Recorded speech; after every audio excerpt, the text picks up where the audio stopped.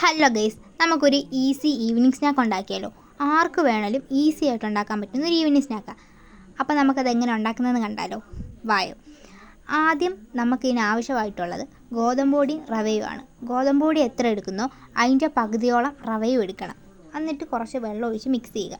അങ്ങനെ കുറച്ച് വെള്ളം ഒഴിച്ച് ഒരുപാട് തിക്കും ആവരുത്, എന്നാൽ ഒരുപാട് ലൂസും ആവരുത്. ഈ ഒരു കൺസിസ്റ്റൻസി ആവുന്നിടം വരെ മിക്സ് ചെയ്ത് കൊടുക്കുക. പിന്നെ ഞാൻ ഇതിൻ്റെ അകത്തോട്ട് എള്ളിടുന്നുണ്ട്. അതെൻ്റെ കയ്യിൽ ഉള്ളത് കൊണ്ട് മാത്രം ഞാൻ ഇട്ടെന്നേ ഉള്ളൂ. ഒരു നിർബന്ധമില്ല ഇടണമെന്ന്.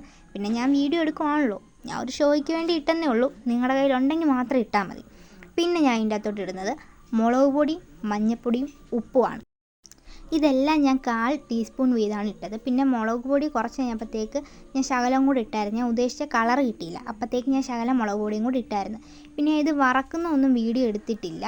ഞാൻ ഓരോ സ്പൂൺ വീതം കോരി ഒഴിച്ച് വറുത്തെടുക്കുക ഞാൻ ചെയ്തത്. പിന്നെ ഇതിൻ്റെ കൂടെ കഴിക്കാൻ വേണ്ടി ഞാൻ പെട്ടെന്നൊരു ചമ്മന്തിയും കൂടെ ഉണ്ടാക്കി. തട്ടുകടയിൽ കിട്ടുന്ന രീതിയിലുള്ളൊരു ചമ്മന്തിയും കൂടെ ഞാൻ പെട്ടെന്ന് ഉണ്ടാക്കി. അപ്പം ഇതാണ് നമ്മുടെ ഈസി ഈവനിങ് സ്നാക്ക്. എല്ലാവരും ഉണ്ടാക്കി നോക്കണേ.